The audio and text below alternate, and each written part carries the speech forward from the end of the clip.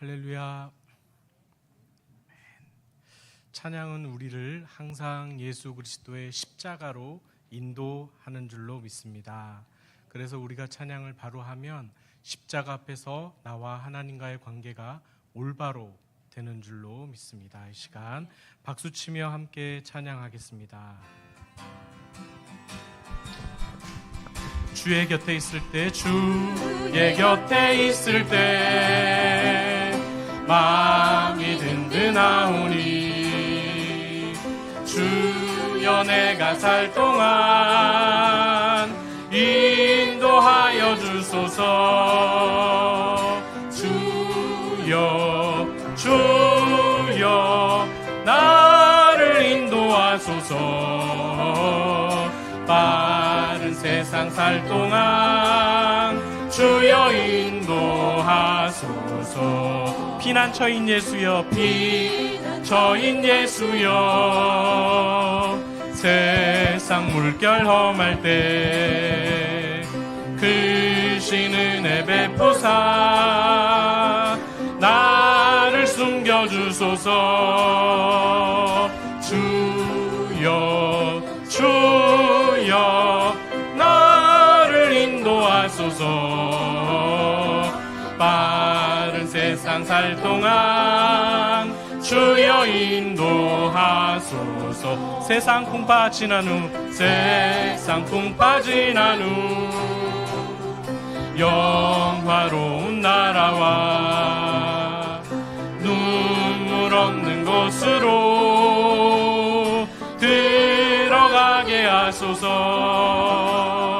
주여 주여 나를 인도하소서. 빠른 세상 살 동안 주여 인도하소서. 다시 한번 불러보겠습니다. 주의 곁에 있을 때, 주의 곁에 있을 때 마음이 든든하오니, 주여 내가 살 동안 인도하여 주소서. 주여 주여 나를 인도하소서. 빠른 세상 살 동안 주여 인도하소서. 피난처인 예수여, 피난처인 예수여, 세상 물결 험할 때 크신 은혜 베푸사. 아멘. 나를 숨겨주소서. 주여 주여 나를 인도하소서. 빠른 세상 살 동안 주여 인도하소서. 세상 풍파 지난 후, 세상 풍파 지난 후 영화로운 나라와 눈물 없는 곳으로 들어가게 하소서. 주여 주여 나를 인도하소서. 빠른 세상 살 동안 주여 인도하소서. 주 십자가를 지심으로 죄인을 구속하셨으니, 그 피를 보고 믿는 자는 주님의 진노 면하겠네.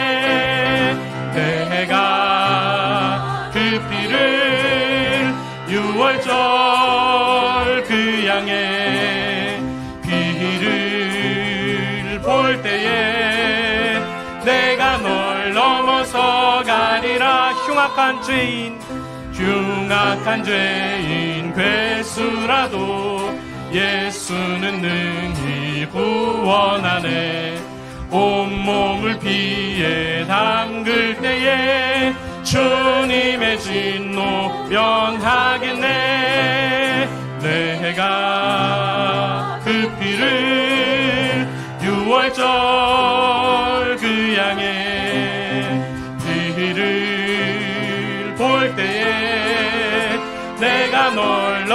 넘어서가리라. 심판할 때에 모든 백성, 심판할 때에 모든 백성 행한 일대로 보응받네. 주님의 피로 죄 씻으며 주님의 진노 면하겠네.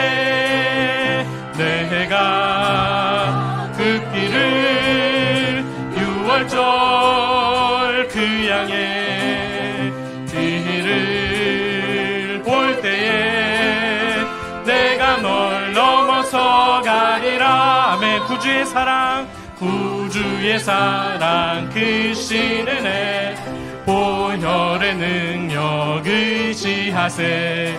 심판의 불이 내릴 때에 주님의 진노 면하겠네. 내가 그 피를 유월절 그 양의 피를 볼 때에 내가 널 넘어서 가리. 내가 그 피를, 내가 그 피를 유월절 그 양의 피를 볼 때에 내가 널 넘어서 가리라. 내가 그 피를 유월절 그 양의 피를 볼 때에 내가 널 넘어서 가리라. 아멘. 이 시간 우리 함께 기도하기를 원합니다. 주님, 오직 예수 그리스도의 보혈의 공로를 의지하고 하나님 앞에 나아갈 수 있도록 해주시니 감사합니다. 이 시간 내가 주님의 보혈을 의지하고 나의 죄를 회개하며 기도하기를 원합니다. 함께 기도하시겠습니다. 아버지 하나님 감사합니다.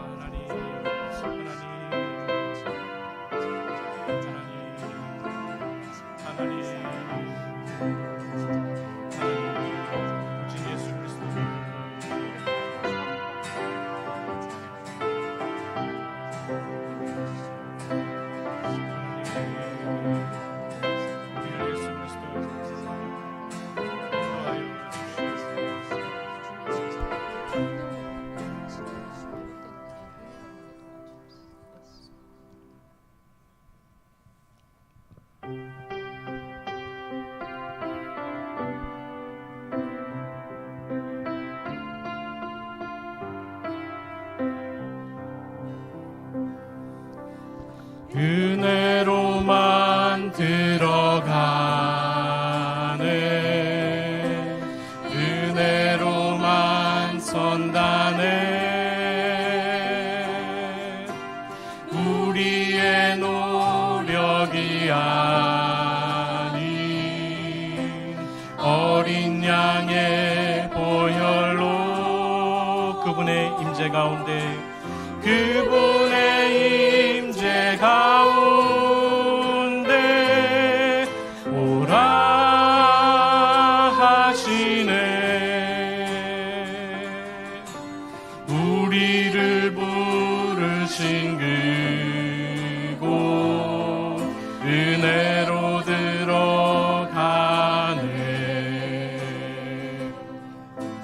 주님의 우리 다시 한번 고백하겠습니다. 은혜로만 들어가네. 은혜로만 들어가네. 은혜로만 선다네. 우리의 노력이 아닌 어린 양의 보혈로 그분의 임재 가운데 오라 하시네. 우리를 부르신 그곳 은혜로 들어가네. 주님의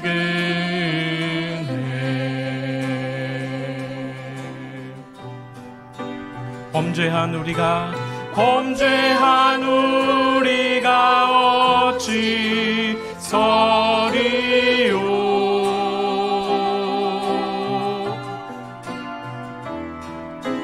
어린 양의 보혈이 깨끗게 하시네. 범죄한 우리가 어찌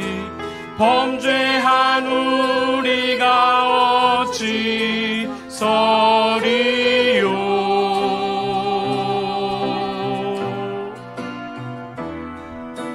어린 양의 보혈이 깨끗게 하시네.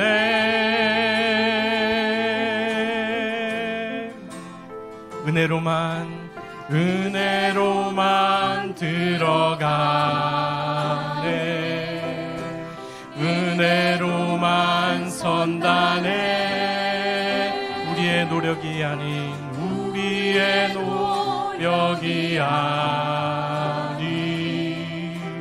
어린 양의 보혈로 그분의 임재 가운데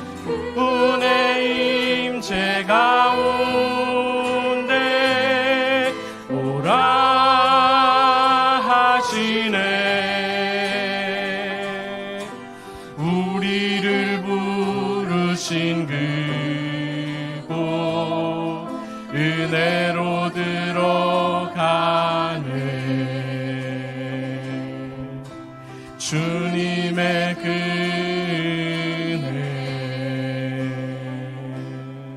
시간 오직 그 은혜로만 주님 앞에 나아가기를 위해서, 예배를 위해서, 목사님을 위해서 함께 기도하며 나아가겠습니다.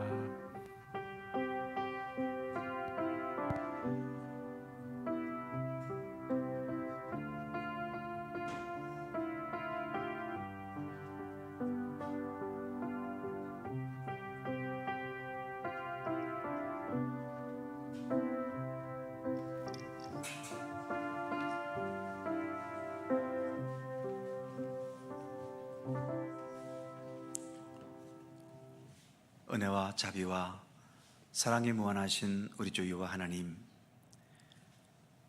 오늘도 주의 은혜 가운데 하루의 삶을 지내고 이 저녁 우리가 쉬어야 할 시간이지만 또 주님을 사모하는 마음으로 주님 전에 나와 함께 머리 숙였습니다. 주 안에서 안식과 평안과 또 주님의 사랑과 은혜 가운데 거하게 하시고 우리가 주님의 뜻을 좀 더 깨달아 더 굳건하고 참된 하나님의 백성으로 한 걸음 더 나아갈 수 있도록 인도하여 주옵소서. 모든 시간들을 통하여 주님 홀로 영광 받으시기 원하옵고 예수님의 이름으로 기도드립니다. 아멘. 찬송 한 장 더 하죠. 505장 함께 찬송하시고 김봉인 권사님 기도하시겠습니다.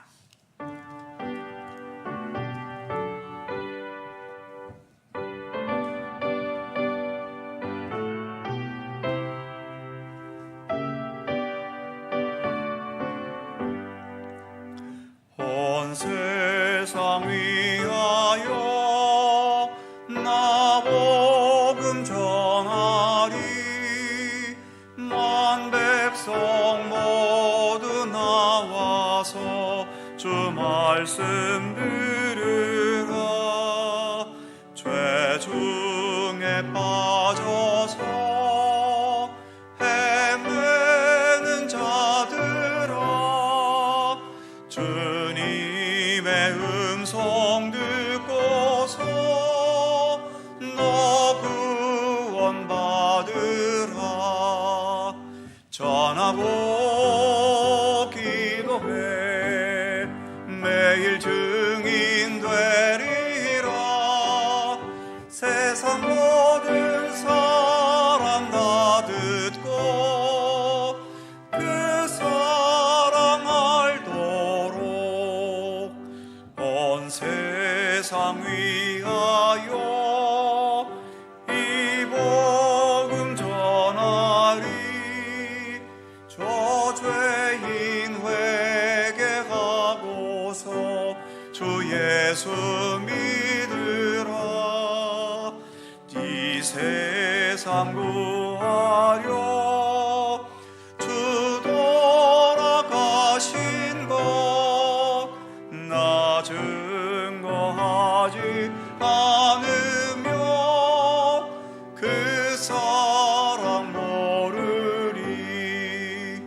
전하고 기도해 매일 증인 되리라. 세상 모든 사람 다 듣고 그 사랑 알도록 온 세상 위하여 주은혜 임하니 주 예수 이름 힘입어 이 복음 전하자. 먼 곳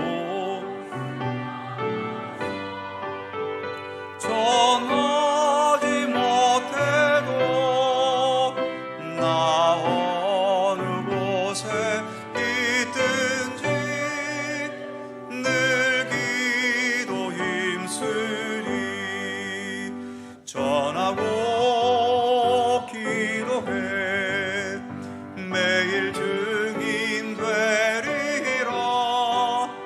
세상 모든 사람 다 듣고 그 사랑 알도록.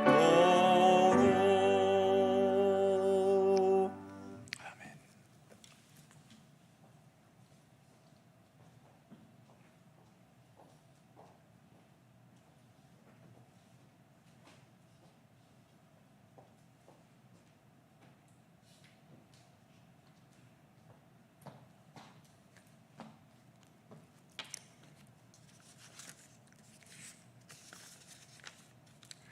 천지를 창조하신 하나님 아버지, 오늘을 잊지 않고 수요예배를 인도하심을 감사합니다. 주님께서 시작하신 역사이기에 주님께서 모든 역사를 세상 종말에 안성할 것을 우리는 믿습니다. 우리는 지금 안성된 생명의 세계 하나님의 나라를 향하여 나아가는 중에 있으며 길과 진리와 생명이 되시는 예수 그리스도와 함께하고 있습니다. 주님 따르는 우리의 믿음을 더욱 굳건하게 하옵소서. 지난 생활을 돌이켜보면 감히 하나님 앞에 나올 수 없는 저희들이지만 오늘도 주님을 믿고 감히 주 앞에 나왔습니다. 저희들의 허물과 죄를 용서하여 주시고 하나님의 영광을 위해서 살 수 있는 성령의 능력을 주옵소서. 이 시간 참석지 못한 한우들이 있습니다. 주님 보혈로 어루만져 주시어 하루속히 회복하기를 간절히 소망합니다. 단에 세우신 담임 목사님 권능의 팔로 붙들어 주셔서 피곤치 않게 하시며 말씀을 전하실 때 메마른 심령의 기쁨과 은혜가 풍성하게 하옵소서. 구하라 주실 것이요 두드리는 자에게는 응답하시며 만나기를 원하는 자에게는 만나주시는 그 좋으신 하나님 저희는 의지합니다. 감사하며 기쁜 마음으로 드부라 찬양대 찬양을 드립니다. 홀로 영광 받으시옵소서. 우리의 소망이신 길이요 생명 되신 아버지 하나님 주님께 맡깁니다. 구하지 못한 것까지 구하여 주실 줄로 믿고 감사하며 예수님의 이름으로 기도드립니다. 아멘.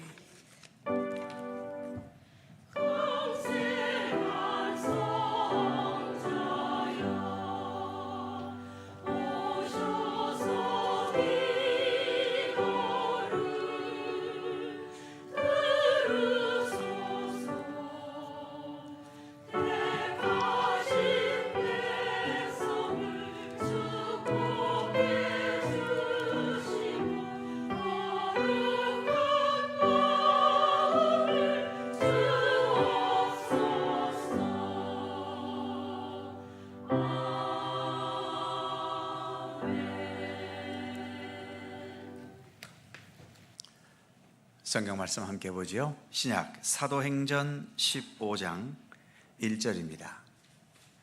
신약 성경 212면 사도행전 15장 1절에서 21절까지의 말씀입니다. 조금 본문이 길지만 한 절씩 교독해 가겠습니다. 제가 먼저 1절 읽지요. 어떤 사람들이 유대로부터 내려와서 형제들을 가르치되 너희가 모세의 법대로 할례를 받지 아니하면 능히 구원을 받지 못하리라 하니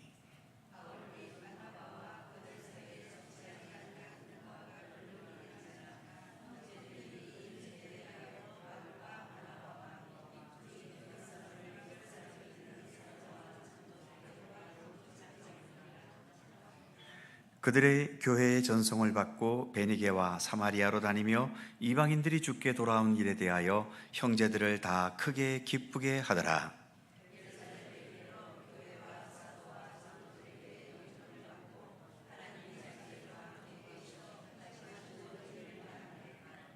바리새파 중에 어떤 믿는 사람들이 일어나 말하되 이방인에게 할례를 행하고 모세의 율법을 지키라 명하는 것이 마땅하다 하니라. 많은 변론이 있은 후에 베드로가 일어나 말하되 형제들아 너희도 알거니와 하나님이 이방인들로 내 입에서 복음의 말씀을 들어 믿게 하시려고 오래전부터 너희 가운데서 나를 택하시고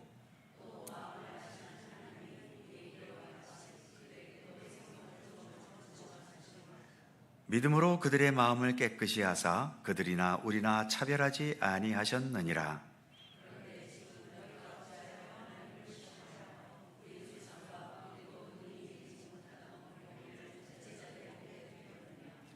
그러나 우리는 그들이 우리와 동일하게 주 예수의 은혜로 구원받는 줄을 믿노라 하니라.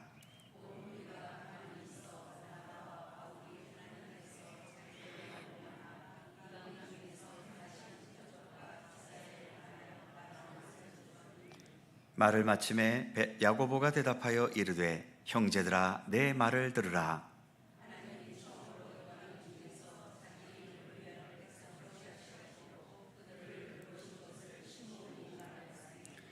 선지자들의 말씀이 이와 일치하도다 기록된 바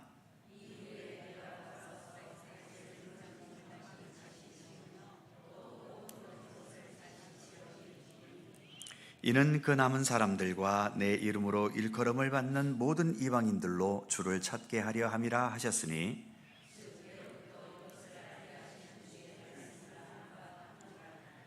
그러므로 내 의견에는 이방인 중에서 하나님께로 돌아오는 자들을 괴롭게 하지 말고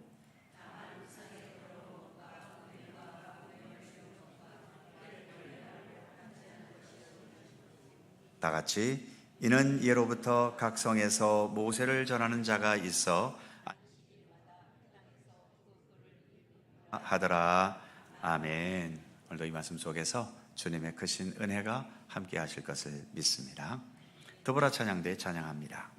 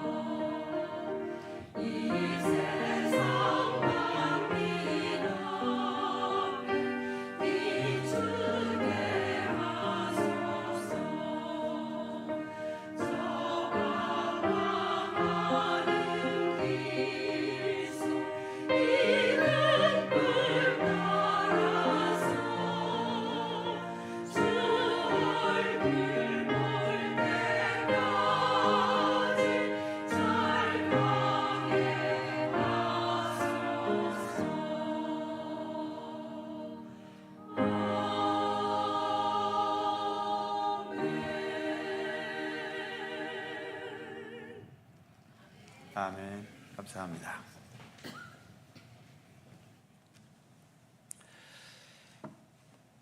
자, 신약개관 24번째 시간이고요. 사도행전으로는 4번째 시간입니다.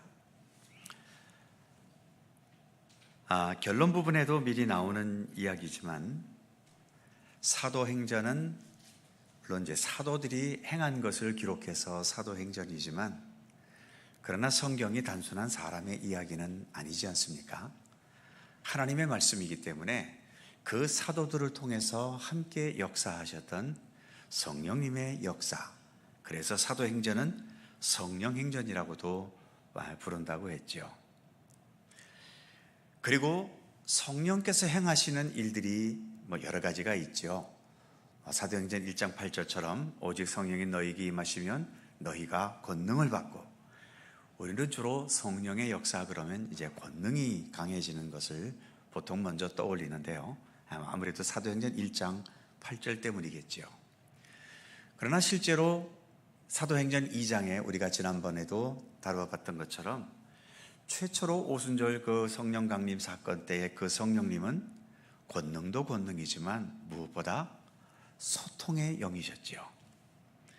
언어가 달라서 서로 말이 통하지 않는데 이 성령의 충만함을 받은 사람들이 자기 나라 말로 알아듣는, 그래서 통역이 필요가 없이 서로 다른 언어인데도 충분히 소통이 되게 하는 역사. 그래서 우리가 전도한다, 선교한다, 특별히 사도행전에는 사도 바울을 비롯한 또 베드로의 여러 선교의 역사가 있기 때문에 또 선교행전이다라고도 말하지만, 선교라는 것도 그렇죠. 물론 외치는 자체가 대단히 중요하지만 외친 것에 대해서 그 듣는 사람과 소통이 되어야 이 외치는 것도 의미가 있지, 눈꽃만큼도 소통이 안 되는데 아무리 외치면 뭐 하겠습니까? 그래서 성령의 역사는 그 복음의 외진 곳에 가서 정말 권능 있게 복음을 전하게 하는 그런 능력도, 또 그 가운데 기적도 일어나고 하면서 이런 권능의 역사도 행하시지만 근본적으로 성령은 소통케 하시는 분입니다. 우리가 전하고 외치는 것을 이해하고 알아듣도록, 소통할 수 있도록 역사하시는 분. 우리가 매번마다 이렇게 모여서 예배 드리는 것도 우리끼리 모여서 우리끼리 이야기한다면 아무 의미가 없습니다. 보이는 것도 믿게 하기 힘든 세상에 보이지 않는 하나님을 제가 무슨 수로 여러분들에게 믿게 하겠어요? 저는 그저 성경에 있는 내용을 가지고 풀어서 여러분들에게 전하는 것일 뿐이고, 그것을 내가 얼마나 제대로 이해하고 받아들이고 이 말씀과 소통할 수 있느냐라고 하는 것은, 그것은 성령님께서 하시는 일입니다. 그러니까 우리가 지금 말씀을 나누는 이 시간에 성령께서 우리 가운데 함께 하시지 않으면 저는 한마디도 제대로 전할 수 없는 것이고, 여러분들은 한마디도 제대로 알아듣지 못하고 이해하지 못하게 되는 겁니다. 그래서 어떤 성령의 역사와 권능이라는 게 무슨 뜨거운 감격이 있고 꼭 무슨 어떤 기적과 어떤 놀라운 역사가 나타나야 그게 성령의 역사가 아니고요. 우리가 하나님의 일을 함께 하고 있는데, 또 하나님의 일을, 하나님께서 말씀하신 것을 나누고 있는데, 그러한 나눔을 통해 서로가 소통이 된다면 그 가운데는 성령께서 함께 하시는 겁니다. 그래서 사도행전에서는 복음을 전하는 그러한 이야기들도 많이 있지만, 그 복음을 전하는 과정에서 생겨날 수 있는 여러 가지의 대립과 또 불통과 또 여러 가지 주장들이 서로 갈리는 그러한 현실 속에서 이것을 어떻게 서로가 소통하면서 그 가운데 화합을 이루어갈 것인가, 그러한 성령의 역사도 사도행전은 많이 보여주고 있지요. 우리가 지난주에도 사도행전 5장을 통해서 그 당시에 그 사도들을, 그 유대인 공의회인 사내들인 공의회가 사도들을 붙잡아서 너희들 복음 전하지 말라고 막 강요하고 그랬잖아요. 볼륨을 조금만 낮춰주시면 좋겠네요. 그래서 사도들이 굉장한 박해를 당할 위험 속에 있었는데, 그때에 가말리엘이라고 하는 바리새인 중에서도 상당히 식견이 있고 인격적인 가말리엘이라는 사람이 그런 중재를 했잖아요. 우리 감정대로 너무 쉽게 이 사도들을 박해하지 말자. 혹시 하나님이 함께 하시지 않는 거라면 이들은 이렇게 날뛰다가 결국은 소멸돼 버릴 것이고, 만일 하나님께서 역사하시는 것인데 우리가 이들을 막아버리게 되면 이건 또 하나님 앞에 큰 죄를 짓는 것이 아니냐. 그러니까 우리의 감정대로 함부로 이들에 대해서 악한 감정을 갖지 말고 좀 내버려둬 보자. 그래서 하나님의 뜻을 기다리자. 이 말이 소통이 됨으로 인해서 비록 그때도 사도들이 매를 맞고 나가긴 했지만 그래도 더 이상의 박해를 받지 않고 풀려날 수 있게 된 일들도 있죠. 오늘 우리가 읽은 15장도 큰 두 주장의 대립이 있었습니다. 우리가 이렇게 기독교 신앙을 가지고 있고, 또 기독교 신앙은 어디까지나 하나님의 말씀의 기반을 위해서 세워져 있지만, 우리가 가지고 있는 이 성경도 성경이 처음 기록되었을 때의 그 당시의 시대 상황과 또 그 당시의 그 나라의 문화적인 것들이 성경 속에는 담겨 있습니다. 특별히 구약의 율법, 모세를 통해서 주신 구약의 율법은 모든 시대의 모든 문화의 모든 민족에게 다 적용될 수 있기보다도 그 출애굽에서 나왔던 그 당시의 이스라엘 백성들, 그 이스라엘 백성들이 광야 생활을 지내고 가나안 땅에 들어가 가나안 땅을 정복하면서 나라를 세우면서 그들의 민족을 세우는 과정 속에 필요한 것들이 그 율법의 내용들이지요. 그러니까 우리가 그런 구약의 율법을 읽을 때에 그 율법의 내용 속에 담긴 의미, 그 율법이 우리에게 말하고자 하는 그 중심은 어느 시대를 막론하고 우리가 받아들여야 되지만, 그 율법이 말하고 있는 글자 하나하나, 그 내용 모든 것까지 우리가 다 받아들일 수는 없습니다. 예를 들면 레위기에 보면 먹을 음식과 먹지 못할 음식을 구분하고 있죠. 짐승들, 포유류 짐승을 먹는다면 어떤 걸 먹습니까? 굽이 갈라지고 되새김질하는 것은 너희들이 먹어라. 그 외의 것은 부정하니 먹지 말아라. 그렇다면 오늘날 우리는 굉장한 율법을 어기고 있어요. 왜냐하면 돼지, 저도 돼지고기 참 좋아합니다만 돼지는 굽은 갈라졌는데 뭐는 안 하죠? 되새김질은 하지 않아요. 그러니까 성경상으로, 율법상으로는 이건 부정한 겁니다. 또 어류들도 비늘이 있는 것은 먹어도 되지만 비늘이 없는 것은 부정한 것으로 취급이 돼서 먹지 말라고 레위기에서 분명 말하고 있습니다. 그렇다면 우리 속초의 주산물 어류가 뭐죠? 오징어지요. 오징어는 뭐가 없어요? 비늘이 없잖아요. 그러니까 우린 지금 다 율법을 어기고 있는 거예요. 그럼 왜 성경에서 이거는 먹고 저것은 먹지 말라고 그랬는가? 그것은 그 시대에 이스라엘이라고 하는 그 문화적인 또 시대적인 그 거기에 지리적인 배경과 깊은 관련이 있는 겁니다. 여러 어떤 우상을 섬기는 민족들이 그런 고기를 먹었거나 또 그것을 제물로 삼았거나 이제 그랬을 때에 우리가 저런 그 우상을 섬기는 저런 민족을 따라갈 수는 없다. 그들과 구별하기 위해서 그런 먹는 음식도 그렇게 구별을 지었던 거죠. 이제 시대가 변했습니다. 예수님도 이 땅에 오셨다가 가셨고 지금 우리가 21세기를 살아가면서 지금도 뭐 우리가 비늘이 있는 것은 먹고 비늘이 없는 것은 못 먹고 이런 시대가 아니잖아요. 하지만 그 말씀이 말하려는 중심, 믿음의 사람으로서 순수성을 지켜가라. 믿지 않는 사람과 여러 가지 타락되고 죄악된 문화, 그것과 섞이지 말아라. 너희는 믿음의 사람으로서 순수함과 진실함을 지켜나가라는 메시지가 그 율법 속에 담겨 있는 것이거든요. 그러니까 지금도 뭐 이스라엘 지역에 사는 사람들이라면 이 율법대로 살 수 있겠지요. 그들은 똑같은 문화, 똑같은 역사의 배경 속에서 지금도 살고 있으니까요. 그러나 우리는 대한민국이라는 이 현실에 살고 있기 때문에 율법에 있는 그런 문화적인 것들까지 우리가 따라갈 수는 없습니다. 그래서 우리는 구약의 모든 말씀 속에서는 그 말씀의 중심은 우리가 100% 받아들이지만 그 말씀에서 표현하고 있는 그 모든 것 하나하나까지 우리가 지금 다 지키고 있는 것은 아니지요. 왜 이 말씀을 드리냐 하면 오늘 사도행전 15장이 그러한 장벽에 부딪힌 상황 속에서 나온 이야기이기 때문에 그렇습니다. 자, 1절과 2절을 같이 좀 읽어보죠. 다시 한번 1절, 2절 시작. 어떤 사람이 유대로부터 내려와서 형제들을 가르치되 너희의 모세가 율법대로 할례를 받지 아니하면 능히 구원을 받지 못하리라 하니 바울 및 바나바와 그들 사이에 적지 아니한 다툼과 변론이 일어난지라. 형제들이 이 문제에 대하여 바울과 바나바와 및 그 중에 몇 사람을 예루살렘에 있는 사도와 장로들에게 보내기로 작정하니라. 아멘.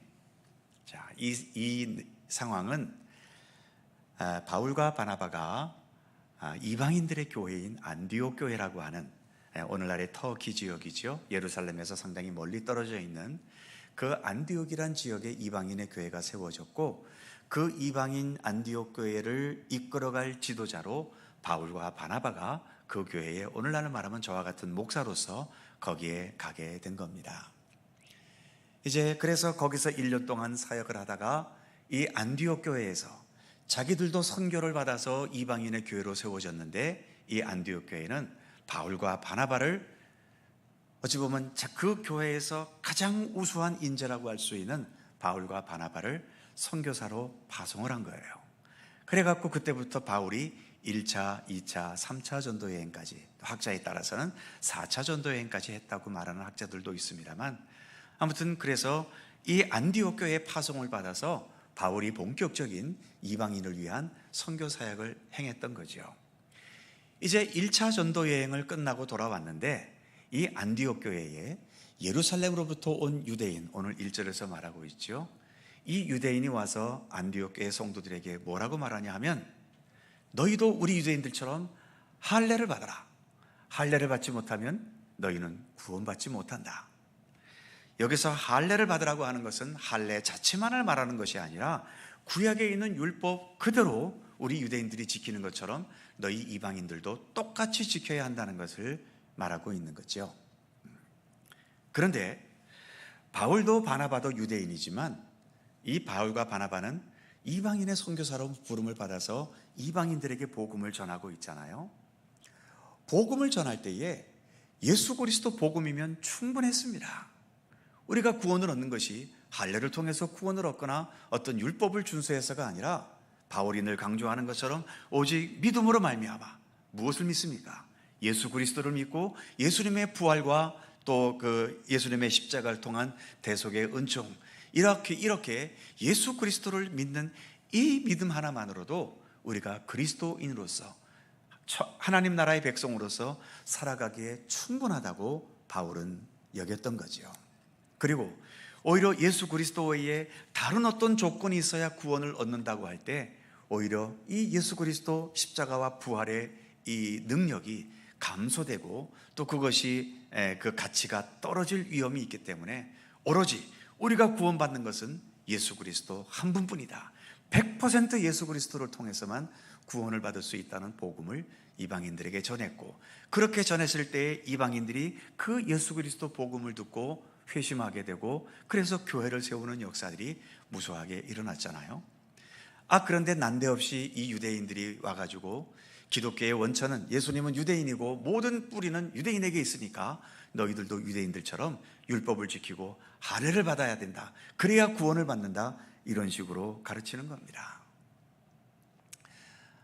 바울이 기분 같아서는 모교회인 예루살렘과의 관계를 확 끊어버리고 그냥 바울 독단의 어떤 교단을 만들어갈 수도 있었겠지만, 그러나 벌써부터 기독교가 시작된 지 얼마나 됐다고 또 여기서부터 갈라져야 되겠습니까? 그래서 예루살렘 유대인들 그 모교회와 이 관계를 깨뜨리지 않기 위해서 이제 2절에 있는 말씀처럼 이 문제로 인해서 논쟁을 벌이다가, 그럼 우리 예루살렘 모교회에 가서 사도들과 장로들을 모아놓고 이 문제를 놓고 우리가 협의를 하자. 그래서 예루살렘에 가게 된 거죠. 자, 유인물을 좀 볼까요? 이거 오늘 시간에 마치려나 모르겠다. 네, 아무튼 시간 되는 데까지. 1번 보시면 두 주장의 대립이 있었죠. 가로 1번, 유대 그리스도인들의 주장, 그러니까 유대인들의 주장이지요. 이방인도 할례를 받고 율법을 지켜라. 1절에서도 또 뒤에 나오는 5절에서도 바리새인 중 하나가 또 이렇게 주장하고 있는 것을 볼 수 있죠.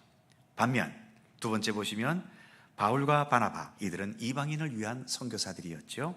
그 주장은 이방인들이 돌아오고 있다. 그리고 그들은 오직 예수 그리스도를 믿는 믿음으로만 구원을 받는다.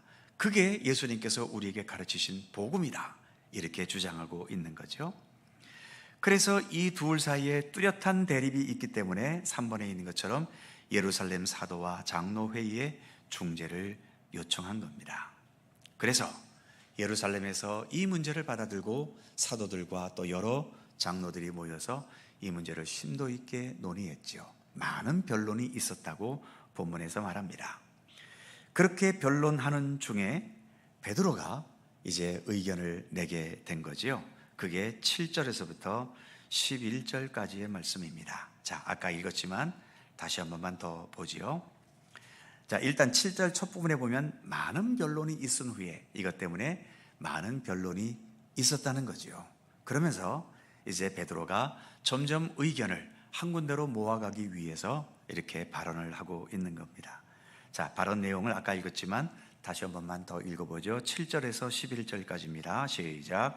많은 변론이 있은 후에 베드로가 일어나 말하되, 형제들아, 너희도 알거니와 하나님이 이방인들로 내 입에서 복음의 말씀을 들어 믿게 하시려고 오래전부터 너희 가운데서 나를 택하시고 또 마음을 아시는 하나님이 우리에게와 같이 그들에게도 성령을 주어 증언하시고 믿음으로 그들의 마음을 깨끗하게 하사 그들이나 우리나 차별하지 아니하셨느니라. 네, 일단 여기까지.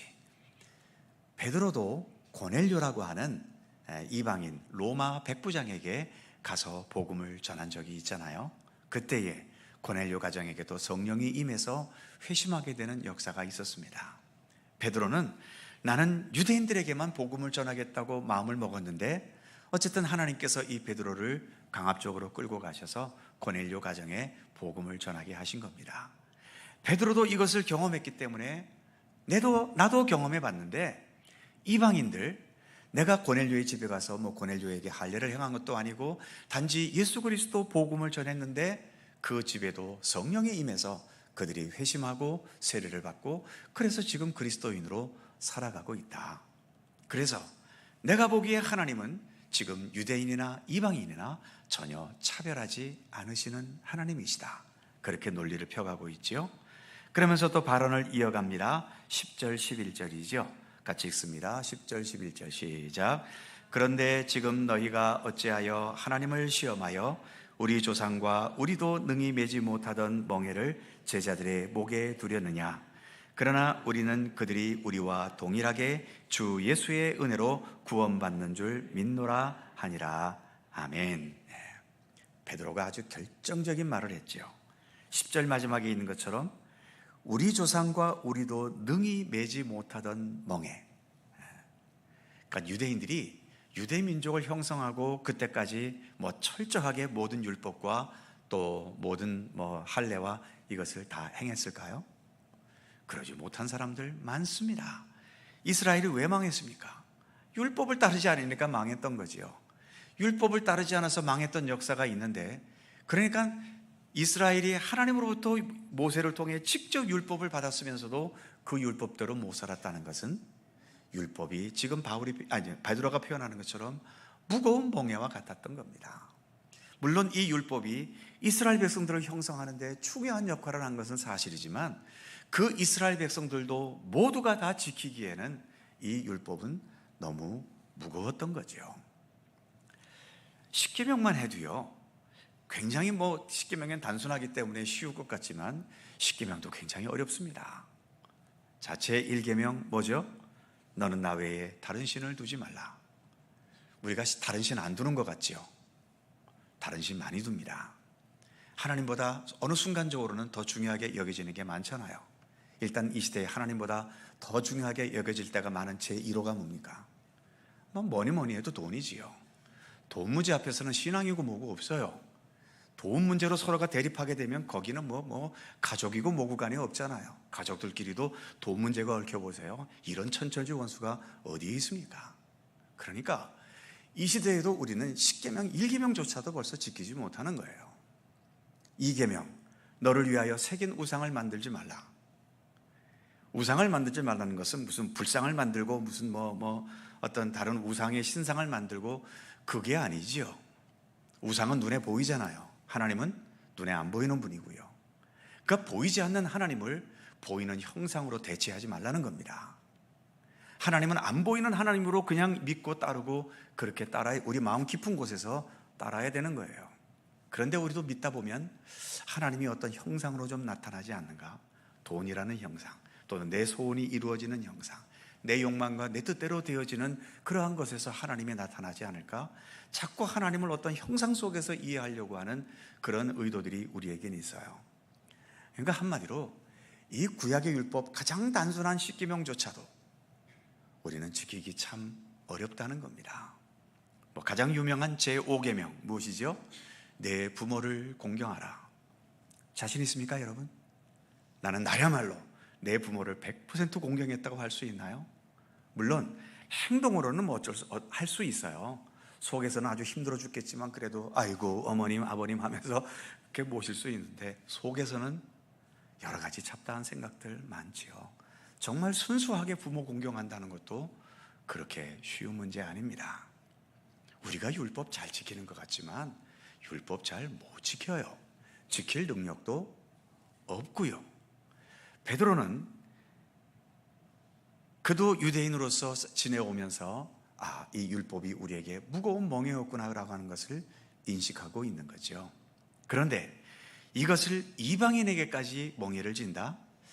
이거는 너무 과하다는 겁니다. 그러니까 이방인들은 바울이 전했던 대로, 그러나 어쨌든 구원의 핵심은 예수 그리스도에게 있는 것이니까 예수 그리스도를 믿는 그 믿음만으로 구원 얻는 그러한 믿음의 길을 걷도록 우리가 길을 열어주자. 이제 베드로는 그렇게 주장을 했던 거죠. 자, 그래서 유인물 다시 보시면 가로 1번, 같은 성령, 같은 믿음, 하나님은 차별하지 않으셨다. 베드로가 말했던 거죠. 그리고 두 번째로, 힘든 멍에 매게 하지 말자. 동일하게 우리나 이방인이나 주 예수의 은혜로 구원을 받는 것이다. 이것을 베드로는 발언을 했던 거죠.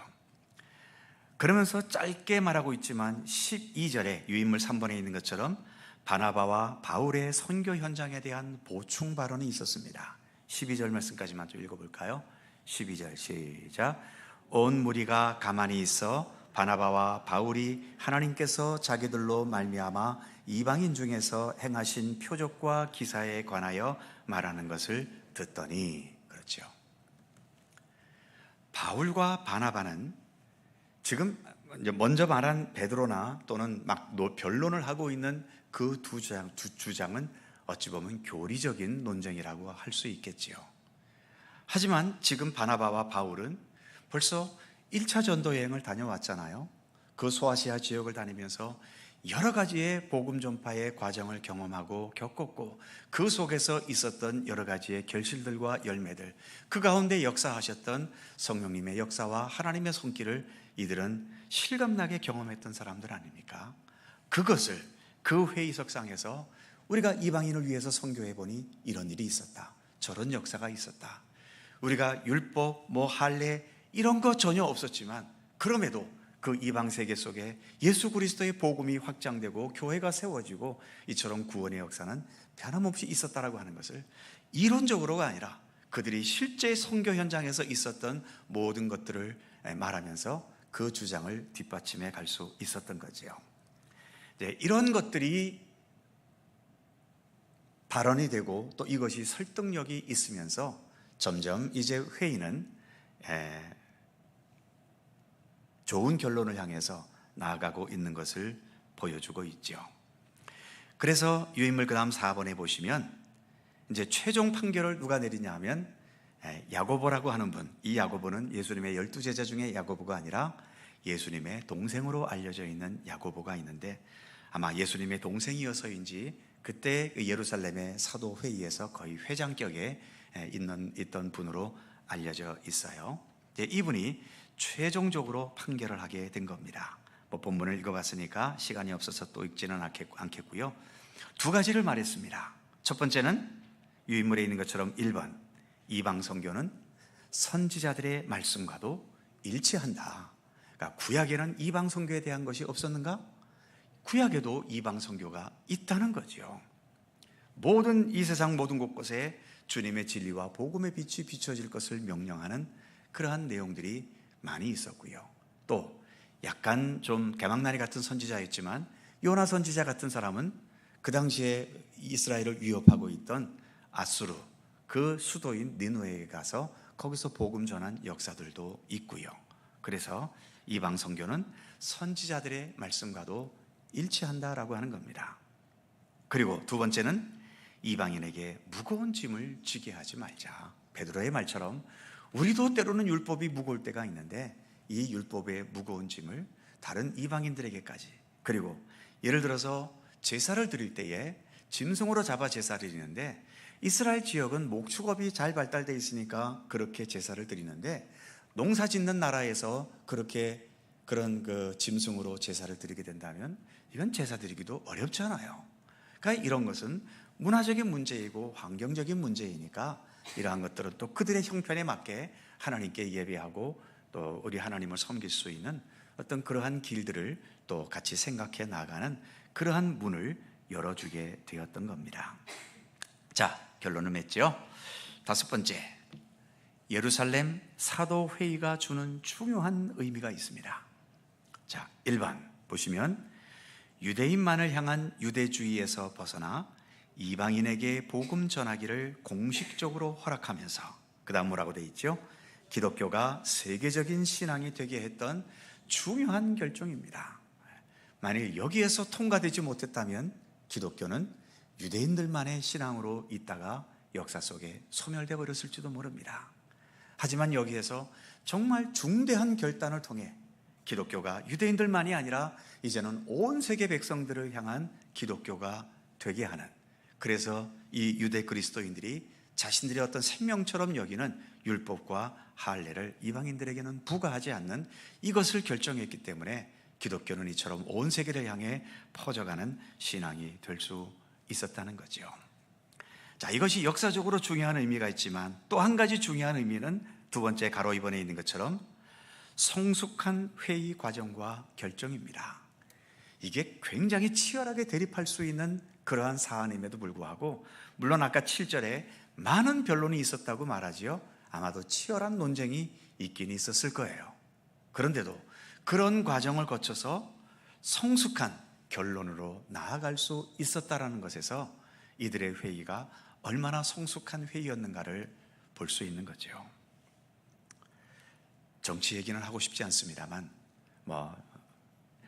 어쨌든 우리나라는 너무 오랫동안 대립의 역사를 지금까지 보아오고 있잖아요.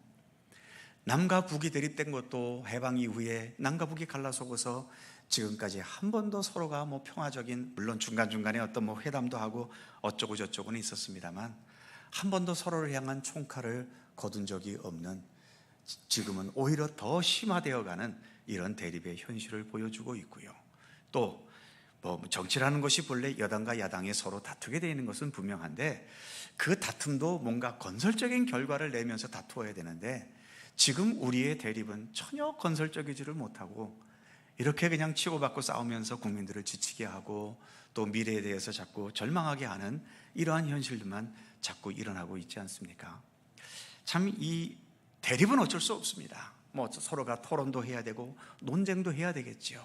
그러나 그러면서 어떻게든 거기서 하나 된 선한, 정말 국민들을 생각하면서 내리는 결론이 있어야 되지 않겠습니까? 이 예루살렘 회의에서도 유대 사도들은 사도들이라는 주의만 생각하고 또 바나바와 바울은 내가 그래도 이방인 선교사인데 하면서 자기들의 입장만 계속 내세웠다면 이런 타협이 나왔겠습니까? 서로가 하나씩 양보하고 그러면서도 신앙의 도리에 어긋나지 않는 그러한 결론을 내기 위해서 노력하는 가운데서 이와 같은 역사적으로 길이 남을 수 있는 훌륭한 결단이 여기에서 이루어질 수 있었던 거지요. 그래서 가로 2번을 다시 보면 성숙한 회의 과정과 결정, 첫 번째 동그라미 보시면 자기 주장과 자기의, 자기 신앙만 고집하지 않고 모든 사람들을 위한 최선의 결정. 항상 논쟁하는 사람들은 자기 것만 생각하지 말고 우리 모두를 위한 것이 무엇인가를 늘 생각하는 안목이 있어야 됩니다. 그 안목이 있으면 많은 변론과 대립이 있어도 거기에서 선한 결론을 낼 수 있지만 자기 생각, 자기 고집, 자기의, 자기 신앙 여기에만 갇혀가지고 자기 것에서 한 발짝도 물러나지 않으려고 하면 그 어떤 결론도 생겨날 수 없는 거죠. 예루살렘 회의는 무엇보다도 유대인들이 정말 많은 것을 내려놨잖아요. 율법과 할례를 유대인들이 내려놨다는 것은 이건 자기들의 민족적인 자존심을 내려놓은 것과도 같은 겁니다. 그것을 포기하면서 이방인들에게 복음이 전해지기 위해 그러한 것들을 내려놓을 수 있어서, 그래서 기독교는 온 세계를 향한 기독교가 될 수 있었던 거죠. 그래서 그 밑에 화살표를 보시면 첫 번째 화살표, 이런 회의를 뭐라고 말할 수 있는가? 겸손한 회의, 섬김의 회의, 화합의 회의라고 말할 수 있는 거죠. 정말 교회의 회의는 이런 회의가 되었으면 좋겠어요. 바깥 정치하면 어쩔 수 없다 치더라도 적어도 우리가 교회 안에서 회의를 한다면 오늘 이 예루살렘 회의와 같은 겸손한 회의, 섬김의 회의, 화합의 회의가 될 수 있었으면 좋겠고요. 그 다음 두 번째 살펴보시면 중요한 문제이지만 다툼이 없이 결정하고 끝내는 성숙함을 보여주었다는 것입니다. 그래서 이 예루살렘 회의는 우리에게 두고두고 많은 시사점을 던져주는 거죠. 자, 뒷페이지에 가시면 아까도 말씀드린 것처럼 바울과 바나바의 발언이 무게와 설득력을 가진 이유, 즉 아까 12절에서 보충 발언을 그들이 했었었죠. 그 보충 발언이 무게가 실릴 수 있었던 것은 이처럼 이론만 가지고 살았던 사람이 아니라 몸을 가지고 헌신하면서 이방 선교를 위해서 헌신했던 그런 증거가 있기 때문에 이들의 발언은 많은 무게가 실릴 수 있었다는 이제 그러한 내용이죠. 자, 마지막 세 번째 동그라미만 같이 볼까요? 그래서 결론으로 사도행전은 성령 행전이며 성령은 무엇이다? 소통의 영이시다. 성령 충만한 곳에는 그래서 언제나 이렇게 아름다운 소통이 있게 되는 겁니다. 자, 여기까지 진행하고요. 함께 기도하도록 하겠습니다. 오늘의 말씀을 생각하면서 먼저 이 땅에 세워진 모든 교회 가운데 그리고 우리의 교회인 속초 갈릴리 교회 위에 더 성령의 충만함이 함께할 수 있도록, 그래서 서로가 더 아름답게 장벽이 없이 서로 소통하고 화합을 이루는 그러한 믿음의 공동체가 되기를 위해 기도해 주시고, 나라와 민족을 위해서도 기도해 주셔서 남과 북의 대립, 또 여러 정당과 또 이념과 사상 사이의 대립, 이것이 무모한 소모전이 아닌 거기에서 국민 모두를 생각하며 하나님의 뜻을 생각하며 합리적인 결론을 도출해낼 수 있는, 합의할 수 있는 그러한 지혜가 이 민족에게 있기를 위해서 기도해 주시기 바랍니다. 우리의 믿음이 더 말씀 위에 굳건히 서는 믿음이 되기를 위해 기도해 주시고요. 또 여러 아픔과 고난 가운데 있는 우리의 성도들을 생각하시면서 기도해 주시기 바랍니다. 이 시간 오늘의 말씀을 생각하며 통성으로 한 2, 3분 함께 간절히 기도합니다. 걸어가신 아버지 하나님, 은혜와 사랑을 감사합니다. 주의 은총과 사랑으로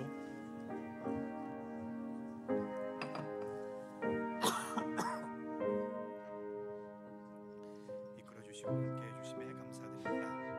걸어가신 아버지 하나님, 오늘도 주의 사랑과 인도하심으로 함께 하셔서 주의 성령으로 우리를 더 충만케 하시고 함께 하셔서 우리 안에 더 아름답고 참된 성령의 역사가 있기를 원하옵고 기도합니다. 성령께서는 무엇보다 소통의 영이라 하시사오니 우리 믿음의 사람들이 더 성령 충만할 수 있게 하시고 이 나라가 성령의 인도하심을 받음으로 말미암아 모든 극한 대립과 모든 아버지 하나님 대결에서 좀 더 아버지 하나님 합리적인 그런 결론을 낼 수 있는 지혜가 우리 모두에게 있게 하시기를 원하옵고 기도합니다. 서로 이해하고 포용하고 넉넉한 가슴으로 서로를 끌어안을 수 있는 그런 여유로움이 우리 모두에게 있게 하시기를 원하옵고 기도합니다. 아버지 하나님, 더 나아가 우리 가운데 있는 모든 아버지 하나님, 주의 성령으로 말미암아 아름답게 하시고 굳건한 믿음이 되게 하시고 그 어느 것에도 흔들림 없는 견고한 믿음의 삶이 되도록 우리 가운데 함께 하시기를 원하옵고 기도합니다. 성숙한 모습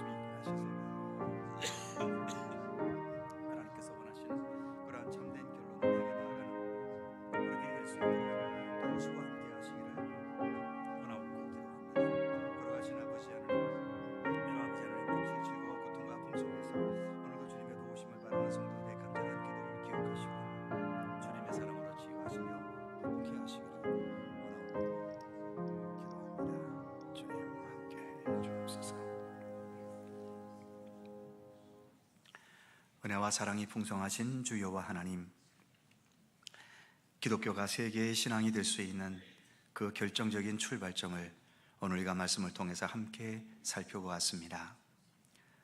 서로 이해하고 또 포용하고 자기 것이 아닌 우리 모두를 먼저 앞세울 수 있는 그러한 여유로움 속에서, 그러한 따뜻한 마음 속에서 또 이와 같은 아름다운 결론을 낼 수 있었고, 그래서 자칫 뚜렷한 대립으로 인해 갈라서고 교파가 갈라지는 그러한 데까지 나아갈 수도 있었던 것이, 이렇게 서로 화합하면서 여전히 서로가 교류하는 가운데 주님의 복음이 더 온 세계를 향하여 전파되어 갈 수 있었던 것을 오늘의 말씀 앞에서 다시 한번 되새겨 봅니다. 이 땅의 모든 교회들이 성령 충만함으로 인하여 교회 안에서 늘 아름다운 소통이 있게 하시고, 이 나라와 이 민족이 무엇보다 성령님의 지배 속에 들어갈 수 있게 해 주셔서 남과 북의 대립과 사상과 이념의 대립과 또 여러 가치관들의 대립 속에서 이제 무모한 대결이 아닌 거기에서 우리 모두를 위한 적절한 또 아름다운 최선의 결론을 지어나가는 지혜가 이 민족 모두에게 있게 하여 주시기를 간절히 빌고 원합니다.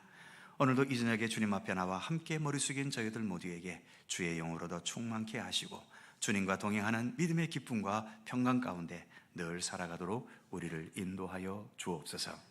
감사드리며 예수 그리스도의 이름으로 기도하옵나이다. 아멘. 자, 서로 살펴보시면서 함께 사랑의 인사 나누시고요, 건강하시고 행복하시기 빕니다. 교회 소식은 주보를 참조하시고요, 내일 모레 금요일 7월 정기 금요 기도회 날입니다. 수요 기도에 오신 분들은 금요 기도회까지도 함께 오시면 더욱 좋겠습니다. 그의 모든 사항들은 교회 주보를 참조하시기 바라고요. 세상 모든 민족이 함께 찬송하시고 주기도문 하시겠습니다.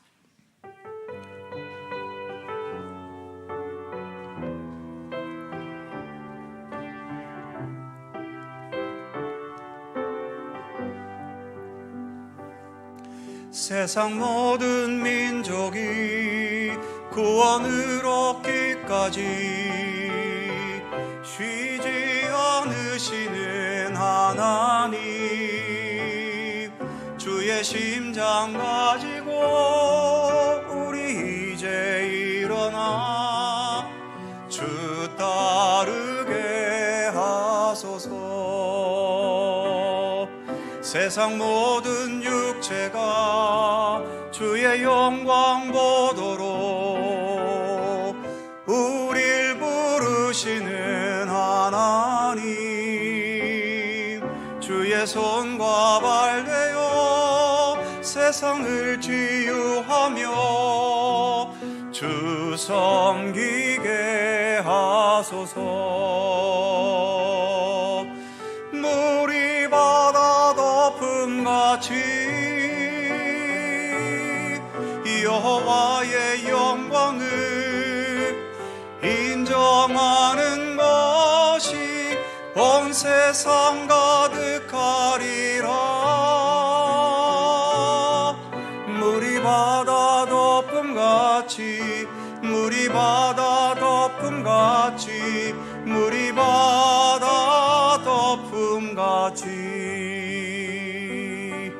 보리라.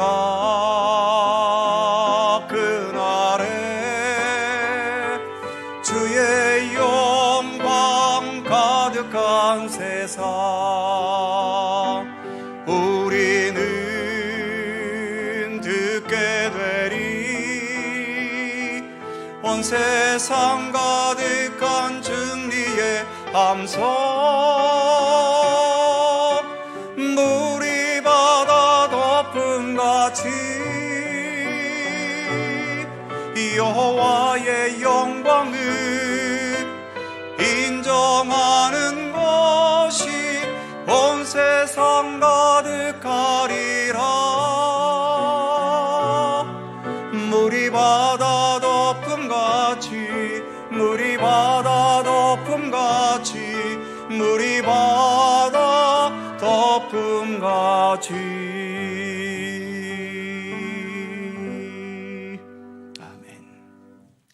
하늘에 계신 우리 아버지, 아버지의 이름을 거룩하게 하시며 아버지의 나라가 오게 하시며 아버지의 뜻이 하늘에서와 같이 땅에서도 이루어지게 하소서. 오늘 우리에게 일용할 양식을 주시고 우리가 우리에게 잘못한 사람을 용서하여 준 것 같이 우리의 죄를 용서하여 주시고 우리를 시험에 빠지지 않게 하시고 악에서 구하소서. 나라와 권능과 영광이 영원히 아버지의 것입니다. 아멘.